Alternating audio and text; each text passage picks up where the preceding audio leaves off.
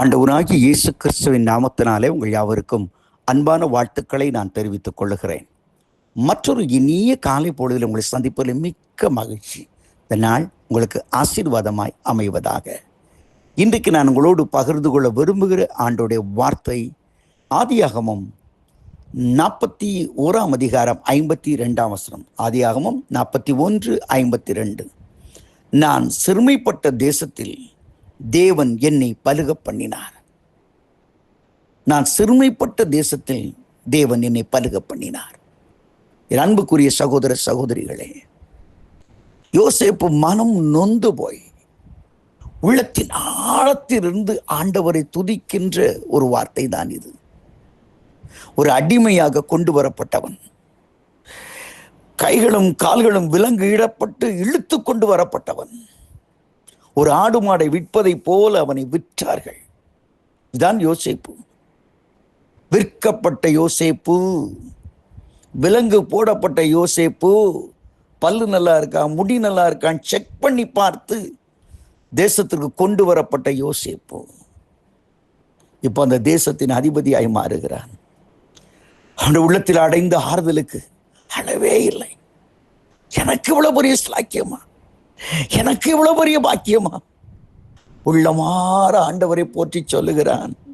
நான் சிறுமைப்பட்ட தேசத்தில் கர்த்தர் என்னை பெருக பண்ணினார். என் அன்புக்குரிய சகோதர சகோதரிகளே, இன்றைக்கு உங்கள் வாழ்க்கை அப்படி இருக்கிறதோ? இந்த நிலைமையில் நீங்கள் இருக்கிறீர்களா?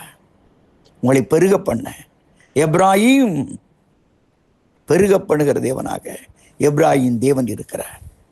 உன் வாழ்க்கையிலும் ஒரு பெருக்கம் வரப்போகிறது. இந்த நாளில் ஒரு பெருக்கம் வரப்போகிறது.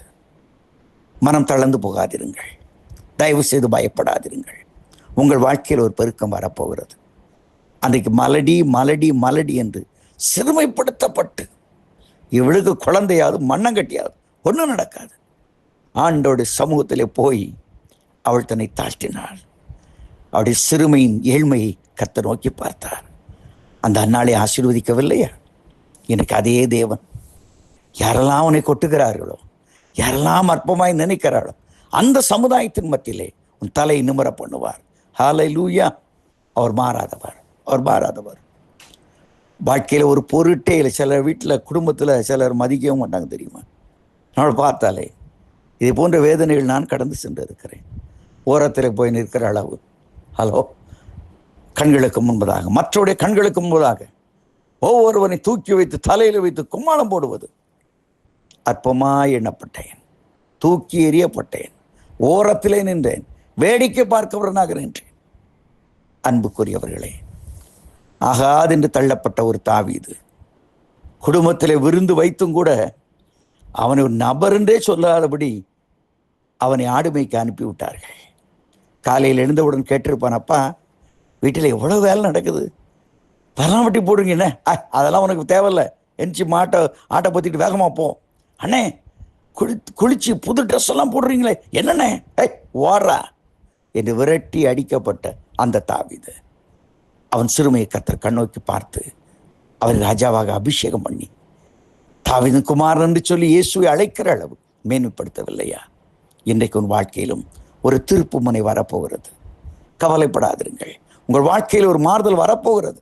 நிச்சயமாகவே நீங்கள் படுகின்ற ஒவ்வொரு பிரயாசங்களையும் கர்த்தர் ஆசீர்வதிக்கப் போகிறார்.